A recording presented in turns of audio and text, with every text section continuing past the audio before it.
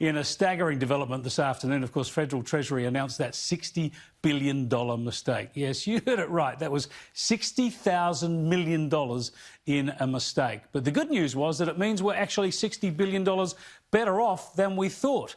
Instead of 6.5 million people receiving $130 billion under the JobSeeker scheme, the number of recipients will now be about 3.5 million. That's 3 million people less, and it will cost about $70 billion. There's 3 million fewer recipients and $60 billion less debt than expected. This raises a range of questions, of course, and I'm joined now by the Federal Treasurer Josh Frydenberg, live from Melbourne.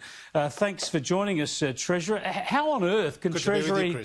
How could Treasury make such a massive mistake? I know they're saying the inputs from businesses were so huge, but they estimated at the outset they were going to spend $130 billion on this.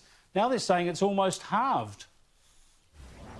Well, Treasury's initial forecasts for about 6.5 million people taking up the JobKeeper payments was done at a time when the number of coronavirus cases was increasing very rapidly, and they thought that the restrictions that would be put in place were going to be harsher than they are today. And so it's good news that the Australian economy hasn't deteriorated in the way that Treasury initially believed would be the case. As for this particular unintentional reporting error by about 1,000 businesses, ATO and Treasury have explained that very clearly. But this is good news, Chris, for the Australian taxpayer, because as you said in your introduction, $60 billion less will be spent than was otherwise initially forecast. If it was the Labor Party, they would have budgeted for a $70 billion program and spent $130 billion. Now they're out there attacking Treasury officials when the reality is there was an unintentional error by 1,000 businesses, and it's pretty shameful that the Labor Party is seeking now to be politically opportunistic at the expense of Treasury and the ATO. Now, hang on a second. This is not about the Labor Party, and I'll come to the good news in a moment, but just to concentrate on the mistake for a moment, because it is massive. And Treasury and the ATO are saying that effectively 500 businesses have clocked in that they've got 1,500 employees when they only had one. Now, surely the ATO and Treasury would pick that up pretty quickly. We don't have hundreds of businesses around the country that have fallen off a cliff and employ 1,500 people. Well, there were 3 different stages to the application, and that initial stage of the application where you just had to put down the number of employees that you thought would be eligible was actually not used for a specific payment. So no one was underpaid, nobody was overpaid. But what it was used for was to get to that calculation that 6.5 million employees would be covered by the program. And clearly that hasn't turned out to be the case. And the ATO and Treasury have explained themselves. But the reality is that this program is still going to cost the taxpayer $70 billion. You're still going to have around 3.5 million people, according to Treasury, come under this program. You add that to the 1.6 million people that are under the JobSeeker program, and you've got 5.1 million working people, or otherwise would have been working. It's still massive.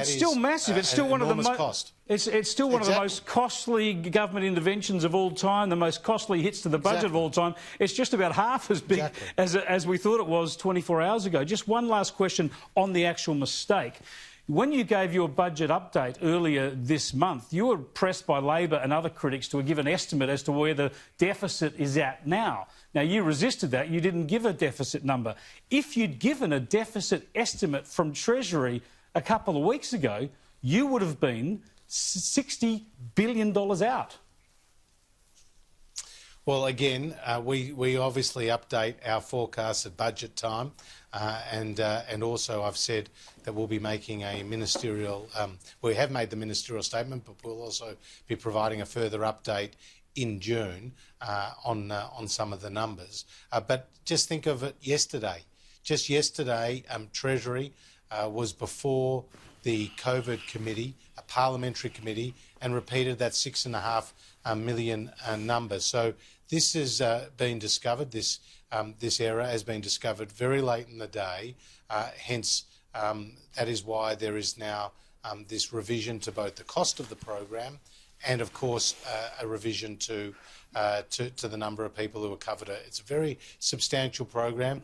Nobody should be seeking to blame Treasury or the ATO. We should just be accepting that this was a mistake. It was an unintentional one. The program is still very substantial. There have been no underpayments, no overpayments, and we're continuing to support the Australian community at their time of need. The other point I would like to make, Chris, is that this is all borrowed money. The $70 billion for the JobKeeper program, which would have been $130 billion under the initial forecast, is all borrowed money.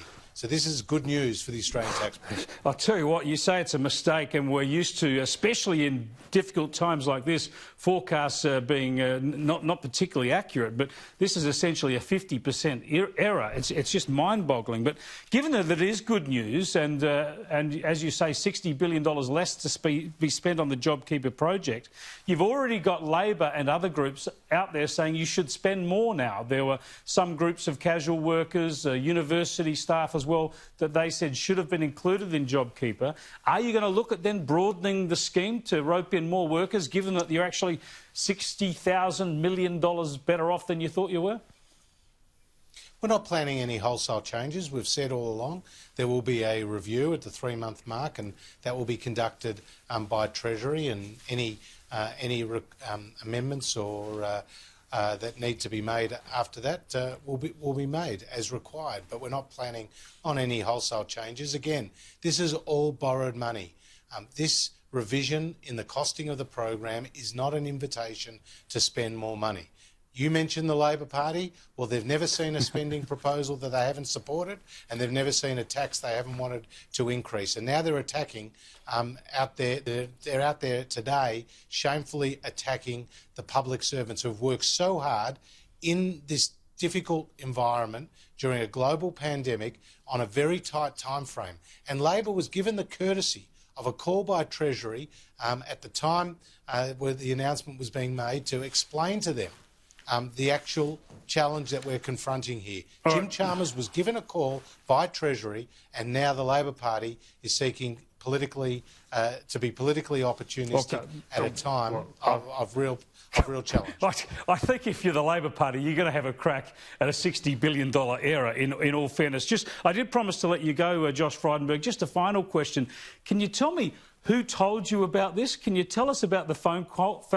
Who told you? And was your reaction to hit the roof or jump for joy? Look, I took the news calmly, and obviously I was told by Treasury when they became aware of it, and obviously this statement they've put out explains it very, very clearly. We wanted to ensure that the Australian people understood exactly what has occurred here. There's been no underpayments, no overpayments. The program is still supporting 3.5 million people, but at a cost of $70 billion, it's still borrowed money, and it's not an invitation to spend any more. People should accept that it was an unintentional error that was recorded here, and that the program will continue to support those in need. Treasurer Josh Frydenberg, thanks for joining us. Always good to be with you.